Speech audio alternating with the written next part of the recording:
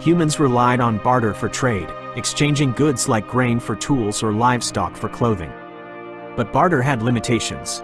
What if you didn't need what the other person was offering? The need for a common medium of exchange became apparent, leading to the development of money. In Mesopotamia, modern-day Iraq, around 3000 BCE, the Sumerians started using shekels, a form of silver that represented a specific weight and value. Metal coins later emerged as the first widely accepted currency because of their durability and inherent value. Gold, silver, and copper coins became standard because they were scarce, shiny, and easy to trade, valued across different cultures.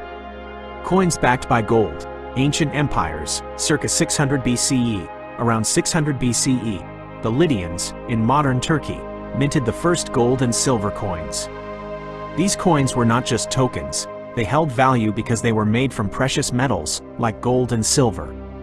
This system spread to other civilizations, from the Greek and Roman empires to the ancient Chinese and Indian civilizations. Money became more standardized as rulers stamped their likeness on coins, certifying their weight and value.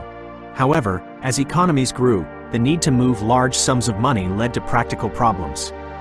Gold and silver were heavy and difficult to transport. Around the 11th century, in China, the world saw the first forms of paper money.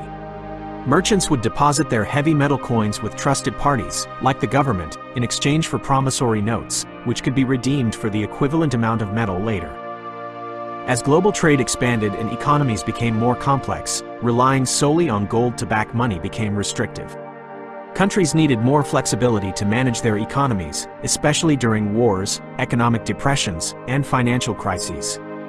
During World War I, 1914 to 1918, many governments, including the United States and the United Kingdom, suspended the gold standard to finance the war.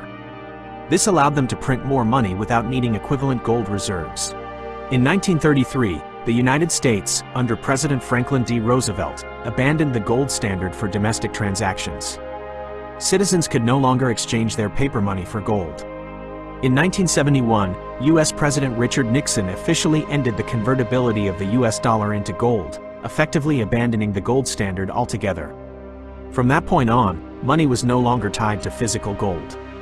Instead, modern economies began to use fiat currency, paper money that has value because the government declares it so, not because it is backed by gold or any other commodity. The value of money now depends on the stability and strength of the issuing country's economy. Central banks, like the Federal Reserve in the U.S., control the money supply and manage inflation, interest rates, and economic growth.